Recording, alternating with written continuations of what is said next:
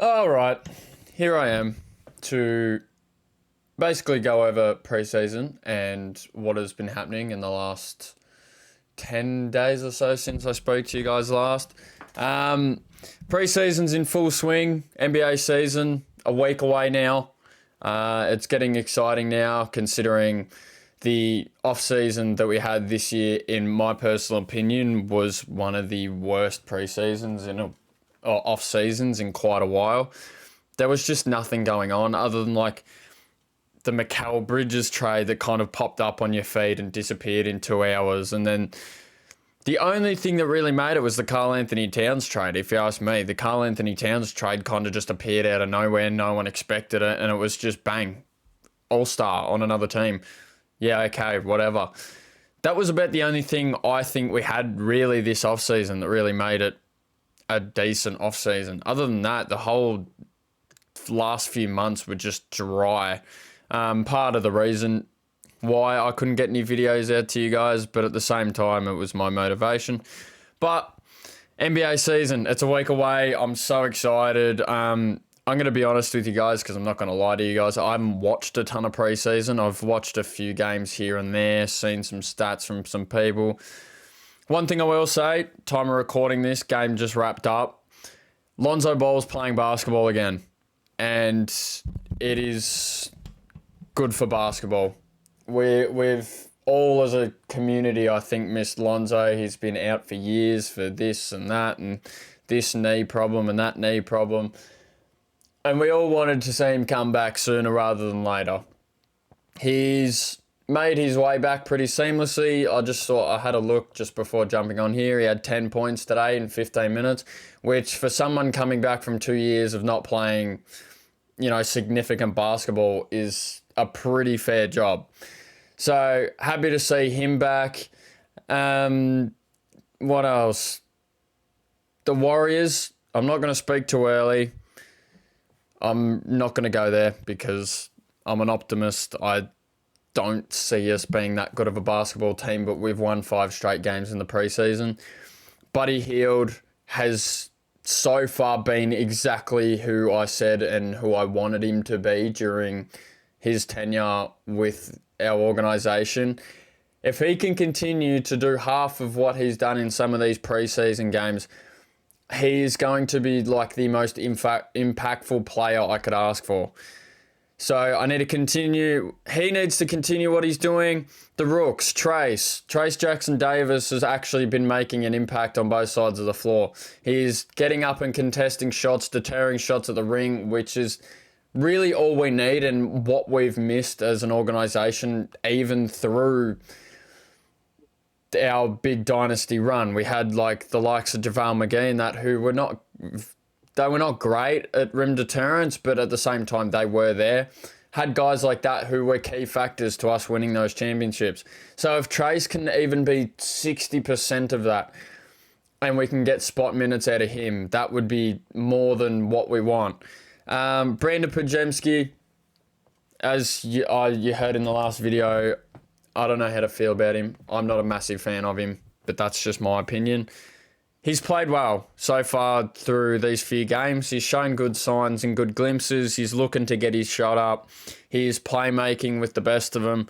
And realistically, his playmaking is one thing that if he can improve heavily on, we will be greatly appreciated for it. Because it'll give Steph more time and more opportunity to be able to get open in space and know that somebody is going to find him. And it's rather than just the likes of someone like Draymond Green doing all the playmaking for him all the time. It's going to make a massive difference. Other organisations I can really talk about from this preseason, Philly. So far, the Paul George experiment doesn't look too bad. He's going to impact winning over in Philly. Hopefully his scare with this hyperextended knee isn't too bad and he doesn't miss very much time, because we all know one of the head shots that we had with this new contract for Paul George is him being older, him not deserving a contract of this size, and him being able to stay on the court at his older age. And if he's immediately going to go out in a week's time and miss a month plus of basketball, it's going to heavily favour that case, and it's not going to be good for Philly or anyone involved. Because in his first game, comes out straight away and scores 20 plus points, and he was looking phenomenal in that time. He was making an impact on both sides. As we all know, Paul George does. He's one of the better perimeter defenders in all of the basketball. It's an interesting one. Tyrese Maxey's going to continue to do his thing. Joel Embiid, we haven't seen much of him yet, but as we all know, Joel's going to do his thing. He's top 2 most dominant centers in the NBA right now. It's going to be interesting over there in Philly. I think they're going to be a good team. They're going to make the playoffs. It's just when playoffs time comes around, are they good enough to take that next step? Because with Paul George coming into the rotation, there's really no excuses, and it's do or die for them now. The Knicks experiment is another one on my mind with Karl Anthony Towns and all the rest of them. I think it's going to work, and I think it's going to work to a point where they're seriously contending for a title. Karl Anthony Towns is exactly what Jalen Brunson needed as a basketball player in his corner. He's going to impact the defensive side of the ball, which we all sort of know with Karl Anthony Towns for the majority of his career, for his first few years in Minnesota. He was a negative factor on the defensive side of the ball. He was the type of guy that you attacked on that side of the ball. But nowadays, in recent years, especially with him, while he was at the Timberwolves, buying into that system with Rudy Gobert, he has improved massively on the defensive side of the ball, and that's going to make a massive difference towards the Knicks because it's what they needed. Outside of Mitchell Robinson last season, they had barely any rim deterrence, and it showed. It was one of the reasons that they couldn't go all the way last season. They were a small team, and with Karl Anthony Towns coming in, you not only get height, but you also get the three-point shooting ability. And with a player like Jalen Brunson, who likes to get in deep, use his footwork, get his mid-range jump shots, fadeaways, pull-ups, all that sort of thing, to have a big man that can sit in your corner and make that much of an impact shooting the basketball, it's going to completely change the way that they play.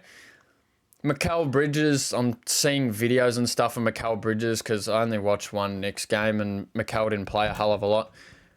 I do not know what Mikal Bridges is doing with his jump shot, because from what I'm seeing, he's got this whole like Sean Marion looking like extra hitch in his free throws and his jump shots, and it just doesn't look right to me. It looks bad.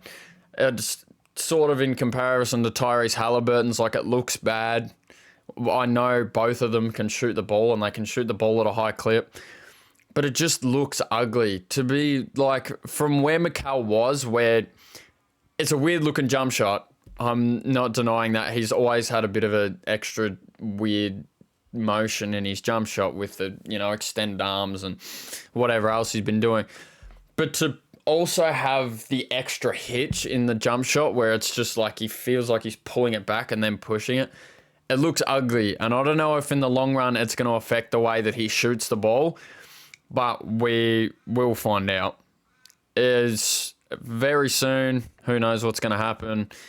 But if they're going to go all the way, Mikal Bridges needs to find that jump shot and being able to impact basketball through his jump shot, because we know through his 2 years at the Knicks or whatever it was, the Nets, not the Knicks, he impacted winning through his jump shot, his shot creating, and he created himself into a brand new player and was able to just impact everything and do everything himself. And it really, from the role that he had at the Suns, where he's basically just a 3-and-D guy, sit in the corner, go up the other end and lock down, because we all know arguably he is the best perimeter defender in basketball when he wants to be.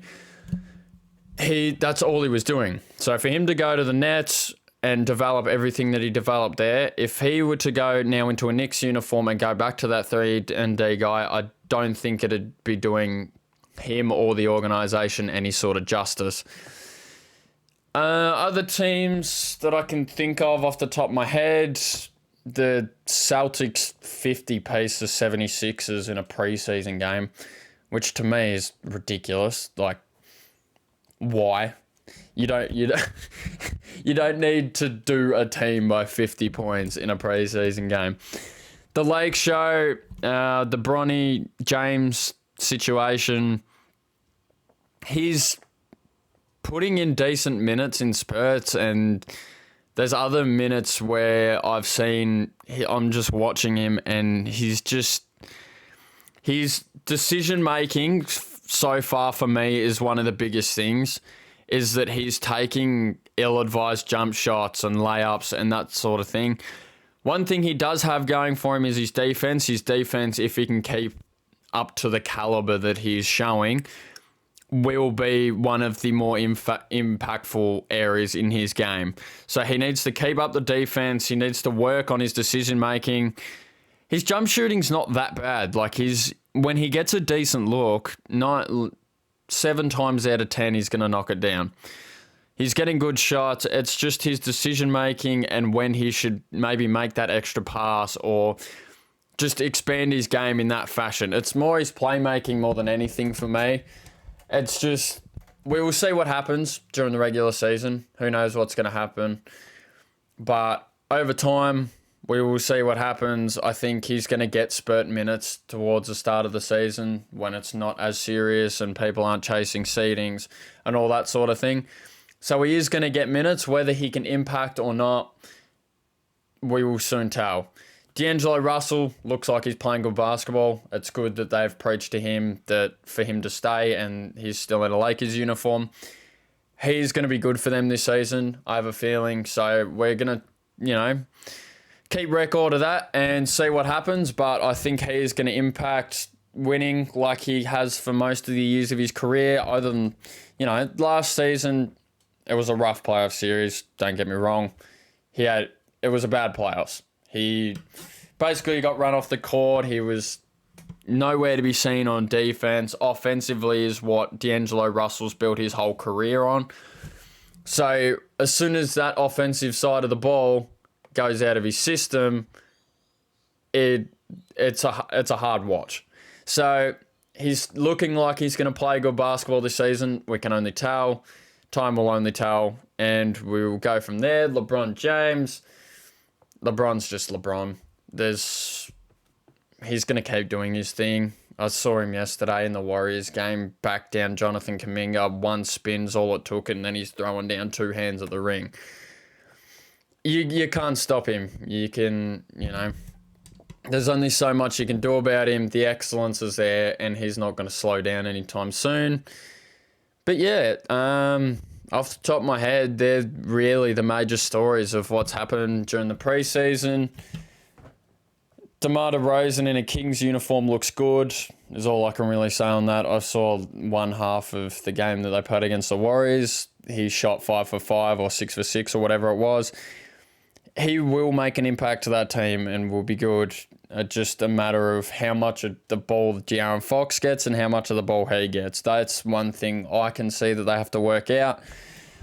But time will only tell. Other than that, that's really all I have for today. There's just a couple of things. I'm going to go back, watch some film from the games today and a couple of days before. Go over that, see what happens, and yeah, I'll be back in a couple of days. NBA season's a week away. I'm as keen as anyone. I like reporting on, actual basketball when there's people playing full minutes. Steph Curry's playing his full minutes. All the stars are playing their full games instead of coming on, playing 1 quarter of basketball and then basically just putting the overalls back on and not touching the floor again. So we will see what happens in a week's time. Oh, also, side note, I had a look at the box score from the 76ers game today. They played 18 players in 1 preseason game. That's got to be like some sort of record or something. Because as far as I'm concerned, the max roster spots is 15. So the fact that you can get 18 people on the same court in 1 game blows my mind. But anyway, that's all I have time for. I'm going to stop rambling on about this. I could go on forever. But yeah, I just thought 18 people in a game is crazy. I will see you guys in a few days. That's enough of my ramble for today. I'll be back in a few days, see what happens, see what sort of games go on. I think there's only 2 days left of preseason or something. And then we get into the actual season. We get a few days break and then into the actual season. So I'll see what happens, see if anything major pops up. Otherwise, I will talk to you guys in a few days. Peace.